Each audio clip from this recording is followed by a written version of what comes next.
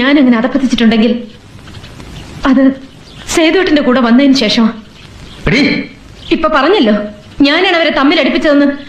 മുഖത്തോട് മുഖം നോക്കിയാൽ കടിച്ചു കീറാൻ നിൽക്കുന്ന ഇവരെ ഞാൻ തമ്മിൽ അടുപ്പിച്ചത്ര. അതൊക്കെ നേരത്തെ കുടുംബക്കാരുടെ രക്തത്തിലുള്ളതാ. ആ കൂട്ടത്തിൽ നിങ്ങൾക്കെങ്കിലും കുറച്ച് വ്യത്യാസം ഉണ്ടാവും ഞാൻ തെറ്റിദ്ധരിച്ചു. ഇവിടെ ആർക്കും അറിയില്ല സ്നേഹം എന്ന വാക്കിന്റെ അർത്ഥം പോലും. കൂടോത്രം ചെയ്താലും നിന്നോട് എനിക്ക് സ്നേഹം ഉണ്ടാവാൻ പോകുന്നില്ല. സ്നേഹം തോന്നുന്ന രീതിയിൽ ഇങ്ങോട്ട് പെരുമാറാൻ പഠിക്കണം. എല്ലാരും അത് പഠിക്കണം. നീ ഉദ്ദേശിക്കുന്ന സ്നേഹം എന്താ?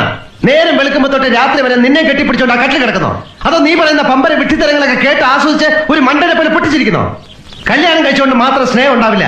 നീ പറയുന്ന എനിക്കും ഞാൻ പറയുന്ന നിനക്കും മനസ്സിലാവണം. പരസ്പരം അംഗീകരിക്കാനുള്ള ഒരു വലിയ മനസ്സ് വേണം.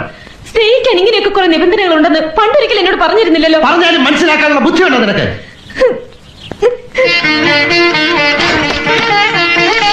ബുദ്ധിയില്ലാത്ത എന്നെ നീ എന്റെ തേനാണ് പാലാണ് ചക്രക്കുടാണെന്നൊക്കെ പറഞ്ഞ് പുകഴ്ത്തിരുന്നു നിങ്ങൾക്കിപ്പോ